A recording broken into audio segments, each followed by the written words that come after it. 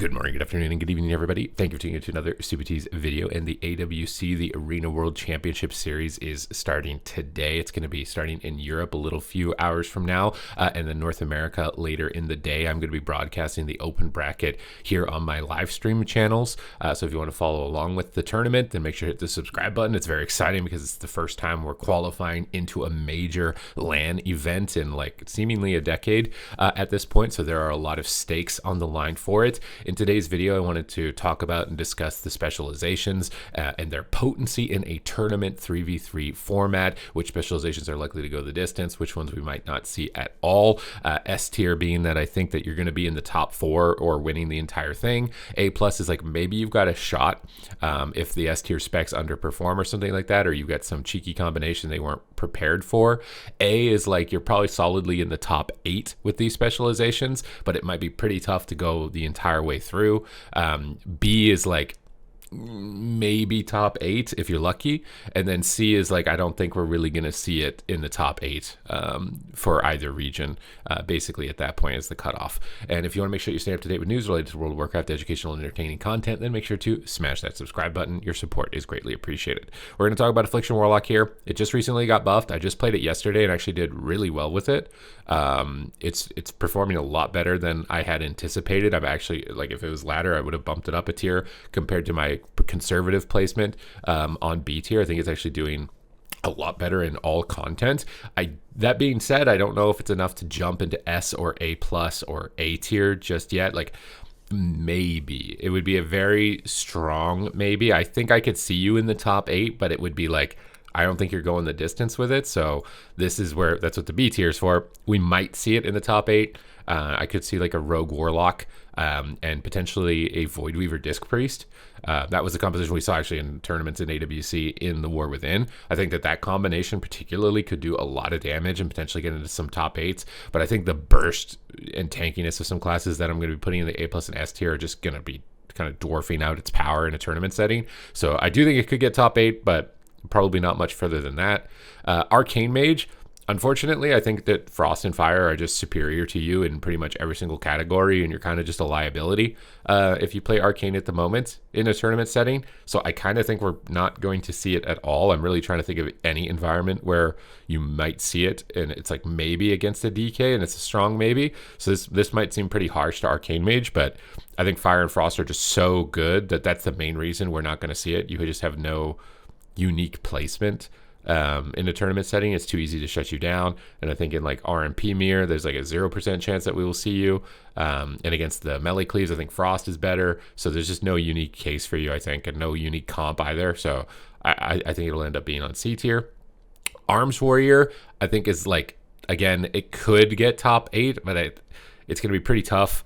I think the nerf to the burst damage is honestly making me think that we might not see it at all. So like somewhere between C and B, like I think at best with a warrior is like you get top 8, but probably not much further than that. Assassination Rogue, much like Arcane, I think subtlety is just so much better. And then if you really had to, Outlaw is like not that bad of a substitute. Some players are saying that Assassination feels better since the changes that they've made to it. Obviously, it got a little bit of a bump in damage, but I think its main issue is it doesn't have the same amount of lockdown. Survivability is much lower, so you get absolutely crushed. I do wonder if Assassination, Affliction, and like Void Weaver could be a composition like it was in the past, because Affliction is doing a lot of damage, Void Weaver does a lot of damage, maybe the dot damage. I just feel like it might just be better to be sub in that case. So I kind of think Assassination is not going to be seen at all, but it's mostly just because subtlety is so much better, and Outlaw Rogue is to some extent as well. Augmentation, I think, is very unlikely that we see it at all. I don't see any teams really practicing it. I think it would be very cheesy if it came out. A lot of the evoker based teams play Devastation that I've seen so far, so I think it would be pretty unlikely that we see it. Blood Decay, I also think is going to be pretty unlikely. I think tank specs are pretty unlikely across the board right now because their damage output I don't think is high enough to compete with the upper tiers. Beast Mastery Hunter, this is one where I think I could see it. I could see like some type of like Ret Hunter possibly having some type of run. So I think it's going to be like a little bit higher than Affliction or Arms, but like this is the opposite of like a ladder tier list, right? I think like BM is towards the top of those, but in a tournament setting, I think the burst and coordination might outweigh what you bring to the table. But definitely, I think it's going to be something that we see in the top 8, maybe able to push into a top 4. Again, tank specs. I'm kind of like, there are some teams that do play only tanks in the tournaments. Every once in a while, they actually do well, and this might be one of those patches where they could, but I'm kind of thinking it's going to be unlikely. Feral Druid, I think it's similar. It has potential, but just doesn't have the same type of energy, like high-end burst that a lot of these specs up here have. So like maybe like some type of Feral Cleave or Feral Hunter might see it pop up. There's a couple teams obviously like historically have focused on jungle, but I think jungle is not particularly that good, but maybe it comes out. I could see it having some potential. Boomkin, similarly, I think is going to be on the A tier. I think like a couple Boomkin rogues might creep through the cracks and have like a decent shot against a lot of the rogue mages, but I think ultimately the rogue mages will come out ahead, so I'm going to put it down a little bit lower onto A tier. Devourer, Demon Hunter, I think it would be a pocket pick by like a few individual people who just like think it's cool, but I don't really know if it would be able to go the distance. I think it would get absolutely clobbered by all the subtlety rogues, and it's much easier to play around when you're a coordinated team as opposed to solo environments where you might not stop every single setup that they're trying to go for, but in a 3v3 environment you can stop every single setup, and I think it becomes significantly worse. I think it's like something that we might see, but I don't really see it going too far. It would be cool. Maybe. I mean, it does do a lot of damage still, even after the kind of rearrangement of damage that they did. It's kind of a maybe, but I'm being more conservative with it just because Subtlety Rogue is going to be so prominent and it's completely countered by it. Demonology is definitely one that I think we will see. A lot of teams are practicing Frost Mage Demonology. So that's going to be, I think, one of the main compositions to keep an eye on, and it could have some good shots of going the distance as a result. Destruction Warlock, I think just... It's kind of similar to Affliction. It's just I don't think it's got the same type of synergy as Mage does with Rogue. It's like the big thing, right? Like it's Mage Rogue, and then maybe Boomy Rogue is like a substitute as the main two for that archetype of composition. So like Destruction, I think everyone's going to be Demonology. So like it's again like maybe we see a couple people get into the top 8 of it, but I think the deep run comps are going to be with Demonology. And not Destruction, but maybe there could be somebody who qualifies in here. Devastation Evoker, I could see some here. I'm going to put it on A tier. I think there's a couple of teams that just hyper focus on it between North America and Europe, and they've been really good teams that consistently get top 8. So I could see it getting top 8 and like maybe a top 4, which is what the A tier for is. B is like maybe we see it top 8. This is like probably definitely top 8. And this is like we're probably not seeing this in top 8. Disc Priest, this is one that people like really underrate, but I swear like situationally, not in RMP obviously, but outside of that, I think that it actually can do really well. I think a lot of teams are going to go Holy Priest though. I think it's a safer pick for all the setup based compositions, but if there were some type of Affliction damage based composition that comes out, I think it would be played with a Void Weaver disc. So I'm going to be a little bit more generous with it, where like I think it could be like, is it guaranteed we see it? I feel like we could see it once, but I don't think it could go the distance. So I think it's probably safer to put it here. Elemental Shaman, I do think is one that we may see, especially if Frost Mage Demonology ends up being something. I think Ellie might be something that cycles in as like a counter pick. I don't think it'll be a main focal point of any team, but it'll be a kind of a counter pick in a lot of cases. And there's a lot of Ellies in Europe. I think Europe is where Ellie will be most likely played. Enhanced Shaman, I think, is like somewhere between A+ or S.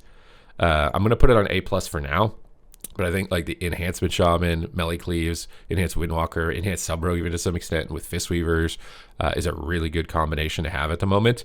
It just does so much damage, really good durability to magic damage, can survive some of the Rogue Mage setups. The Demonology is more so for the crowd control and the lockdown and the Mortal Strike. But I think A+ or S definitely for Enhance. Frost Decay, I actually think we will see one. Again, I think that the Devastation Evoker Frost Decay composition is something that could make it into top 8.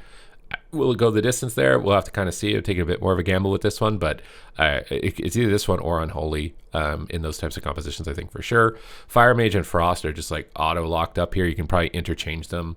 Frost is a little more stable and has more defensives over time than Fire has. So I think Frost might take over and maybe Fire falls a little bit lower, but then on different matchups, maybe fire comes through. So a little bit a bit of interchangeability here, although I do see a lot more teams focusing on frost, so we might see more dominance towards there. We'll kind of see how this plays out, but they're definitely both at the top for their survivability. I think the low cooldown barrier and how much it absorbs is a huge contributing factor right now to their viability. This is really tanky. Fury Warrior, I think it's a higher likelihood than Arms. I think a couple teams might get to top 8 with it. Some type of cleave, like Ret Warrior or something like that.